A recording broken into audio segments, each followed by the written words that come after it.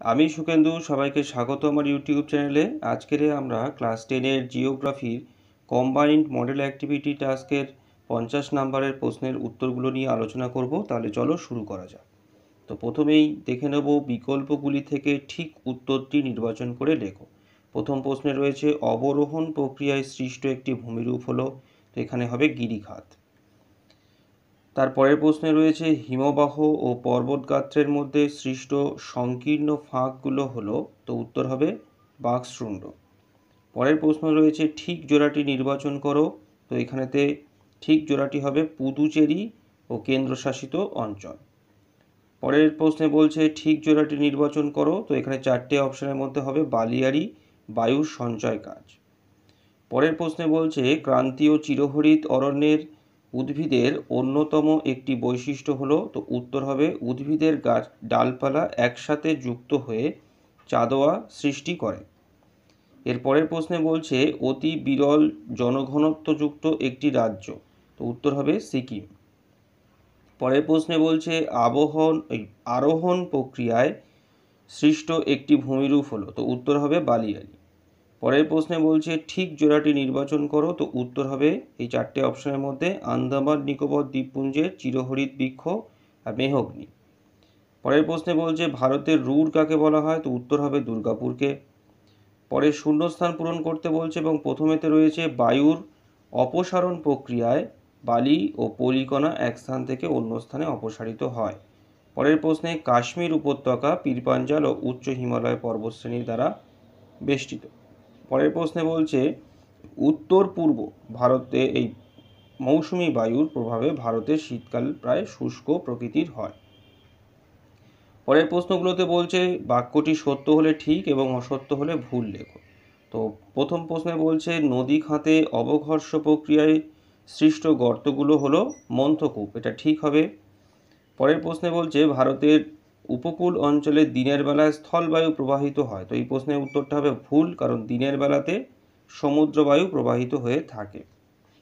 তারপরেতে পরের প্রশ্নে বলছে শুষ্ক ও উষ্ণ আবহাওয়া চা চাষের পক্ষে আদর্শ, তো এটাও ভুল হবে।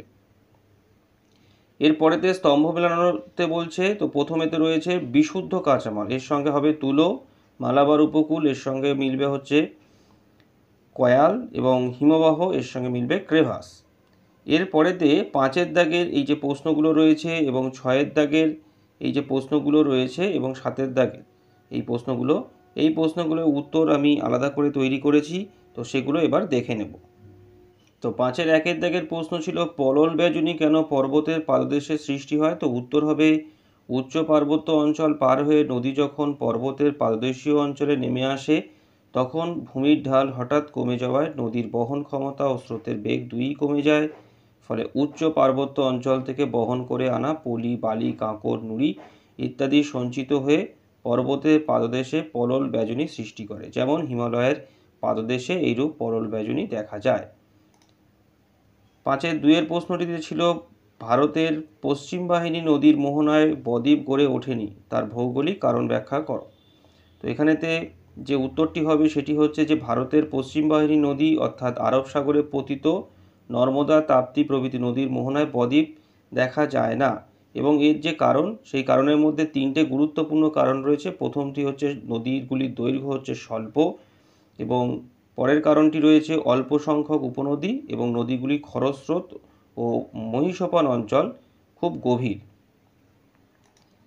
এরপরের যে প্রশ্নটি রয়েছে 5-এর 3-এর দাগের, তো সেই প্রশ্নে বলছে অক্ষাংশ ভেদে হিমরেখার উচ্চতা ভিন্ন হয়, ভৌগোলিক কারণ ব্যাখ্যা করো।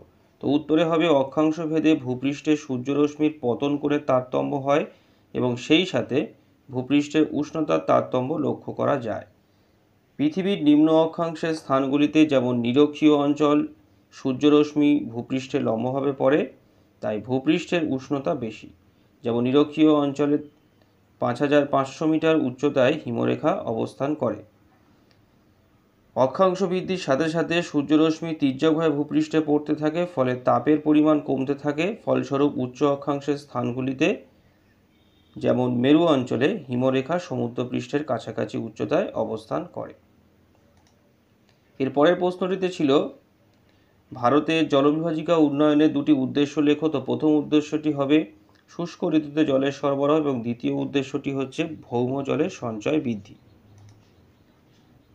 পরে 6 দাগের 1-এর যে প্রশ্নটি ছিল তাতে বলা হয়েছিল যে ধাপ চাষ, ফালি চাষ ও সমোন্নতি রেখা বরাবর চাষের মাধ্যমে কিভাবে মৃত্তিকা ক্ষয় প্রতিরোধ করা সম্ভব। তো এখানেতে উত্তরে হবে ধাপ চাষের মাধ্যমেতে পাহাড় বা পর্বতের ঢালে ধাপ কেটে চাষ করলে বৃষ্টির জলের গতি হ্রাস পেয়ে মৃত্তিকা ক্ষয় নিয়ন্ত্রিত হয়।